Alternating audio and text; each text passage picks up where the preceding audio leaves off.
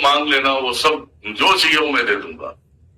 रावण कहता है एक समय आएगा जिस समय में आपसे जो मांगूंगा मैं वो मुझे मिलना चाहिए, बस इतना ही कृपा करें।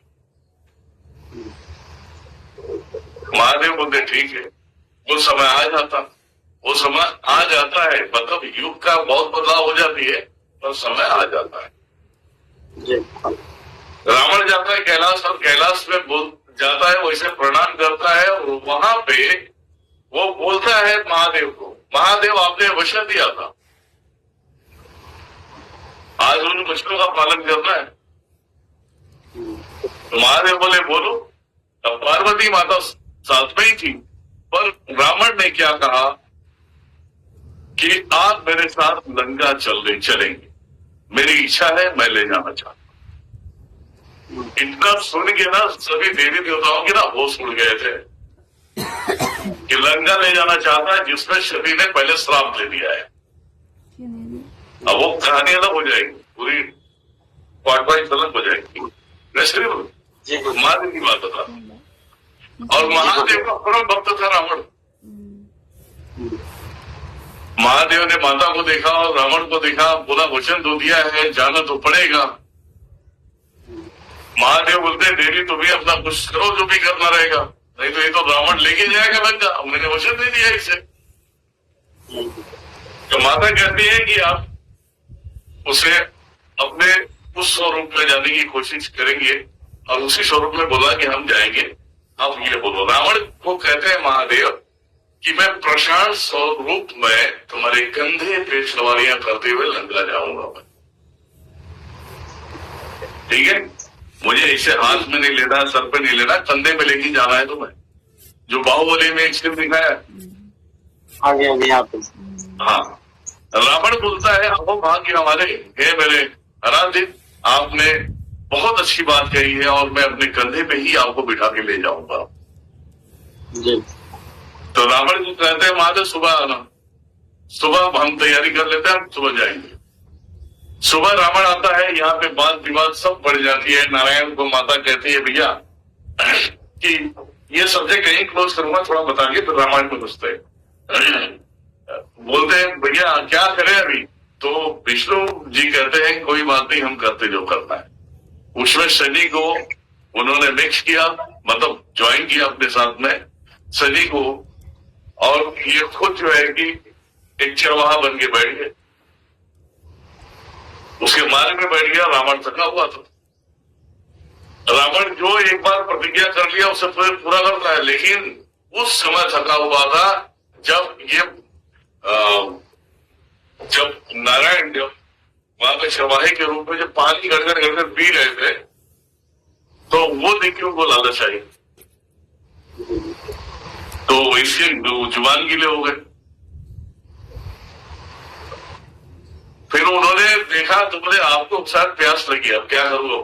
महाराज पहले बोल देते तो हम आपको दे देते, अब तो हम पूरे पी गए।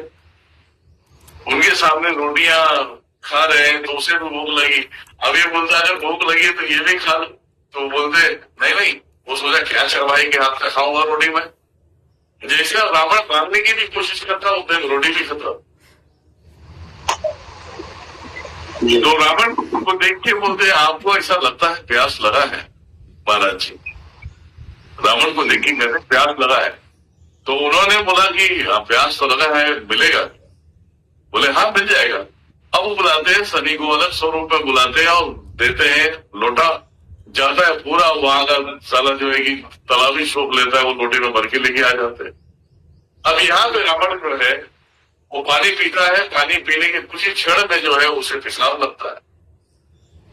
और महादेव ने बोला था कि मुझे अपने कंधे पर ही लेके चलना, अगर तू जहां पे रख देगा मैं वहीं स्थापित हो जाऊंगा, मैं फिर मैं नहीं जाऊंगा।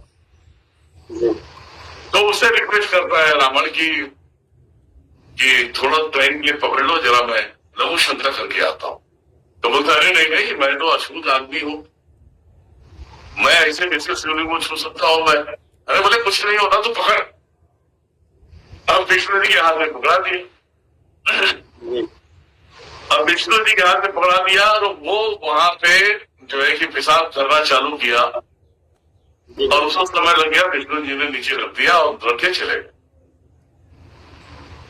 वो आके निकले, जब वो आज भी रावण का निशान है प्रयागराज में, जो क्या बोलते हैं प्रयागराज, हाँ गया गया गया में आज भी वो नमक वाले पेशाब के पानी में नहाते हैं लोग, आज भी, ये प्रमाण है।